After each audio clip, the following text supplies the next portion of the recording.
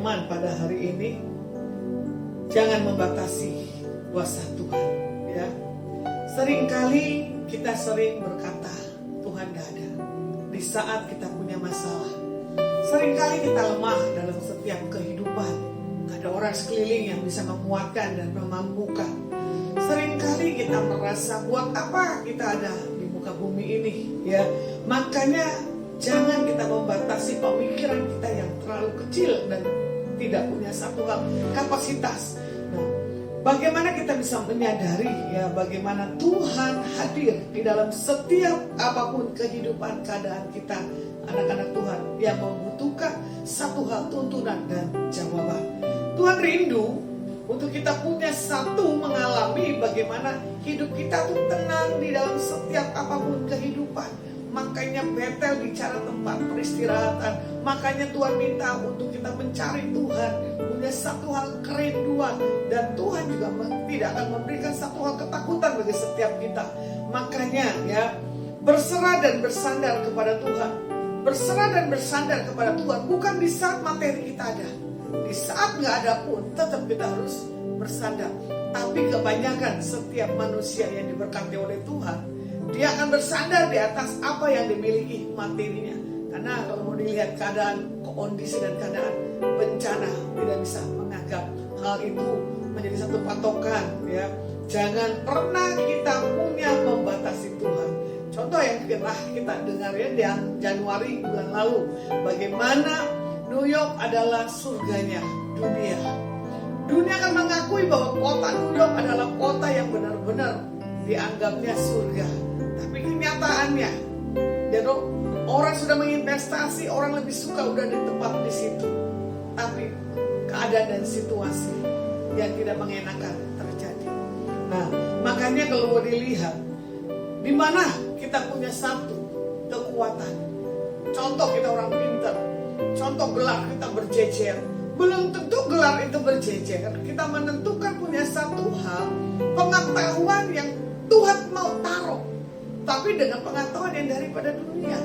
Prediksi atau melihat dengan keterampilan, kepintaran yang tidak bisa. Jadi Tuhan tidak dibatasi dengan segala sesuatu apapun dalam setiap kehidupan kita. Kalau mau dilihat Mazmur 9 ayat 11, firman Tuhan katakan begini, orang yang mengenal namamu dan percaya kepadamu, sebab tidak kau tinggalkan orang yang mencari engkau. Jadi orang yang tinggal dengan Tuhan adalah orang yang selalu mempunyai satu hal, duduk diam di bawah kaki Tuhan. Makanya di sini dikatakan apa? Jangan pernah membatasi kuasa Tuhan. Karena apa? Dengan orang yang mengenal nama Tuhan dan percaya, dia tidak akan ditinggalkan. Kalau kita lihat lagi di Keluaran 3 ayat 14, firman Tuhan katakan begini. Firman Tuhan kepada Musa, aku adalah aku. Lalu firman-Nya, beginilah kau katakan kepada orang Israel itu, akulah aku, telah mengutus aku kepadamu. Akunya adalah Yahweh. Pada ayat tersebut di sini dikatakan apa? Dia pencipta kali langit dan bumi. Makanya kita memanggil dia, ya Abba, ya Bapa. Karena Tuhan mau katakan bagi setiap anak-anak Tuhan, ya, jangan membatasi kuasa Tuhan dengan apa yang kita miliki, kepintaran atau kecantikan atau popularitas atau sesuatu hal jabatan. No, tidak bisa. Karena apa? Masih ada Tuhan, penguasa langit dan bumi. Biar pada hari ini tanggalkan pikiran yang kita pintar, tanggalkan intelektual kita, tanggalkan popularitas kita, semuanya bersandar Tuhan pencipta kali langit dan bumi.